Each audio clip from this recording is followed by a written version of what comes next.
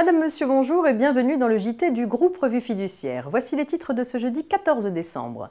Cession d'une créance de crédit d'impôt recherche, préjudice d'anxiété d'un salarié en contact avec de l'amiante et caution donnée par une SCI. On ouvre cette édition avec une information relative à la cession d'une créance de crédit d'impôt recherche. Lorsque le montant du crédit d'impôt recherche obtenu par une entreprise excède le montant de l'impôt dû, l'excédent constitue une créance sur le trésor public qui, sauf exception, n'est pas remboursable immédiatement. Une entreprise qui souhaite bénéficier d'un apport de trésorerie peut cependant céder sa créance à un établissement de crédit.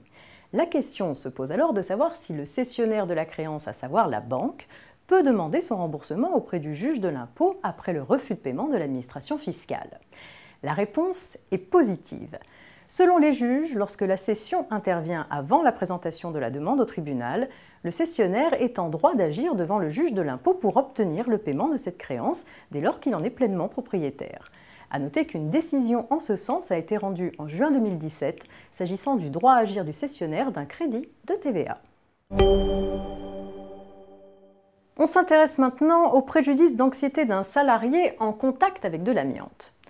Les salariés qui ont été exposés à l'amiante peuvent obtenir réparation d'un préjudice d'anxiété lié à une situation d'inquiétude permanente face au risque de déclaration à tout moment d'une maladie liée à l'amiante et les amenant à subir des contrôles et examens réguliers propres à réactiver cette angoisse. Une telle réparation n'est possible que si d'une part l'établissement dans lequel ils travaillaient figure sur une liste établie par arrêté interministériel et si d'autre part les salariés y ont travaillé pendant la période où était fabriqué ou traité l'amiante ou des matériaux en contenant. Mais pour que le préjudice d'anxiété soit caractérisé, il faut que les salariés aient connaissance du risque qu'ils encourent. Pour les juges, cette connaissance découle de l'inscription de l'entreprise sur la liste ministérielle précitée. C'est donc à la date de cette connaissance que naît le préjudice et pas avant, comme le rappelle encore une fois la Cour de cassation dans une décision qui concernait une cession de fonds de commerce prévoyant le transfert de personnel. On termine avec une précision concernant une caution donnée par une SCI. Un associé de SCI souscrit un prêt et la SCI accorde à la banque une caution hypothécaire pour garantir cet emprunt.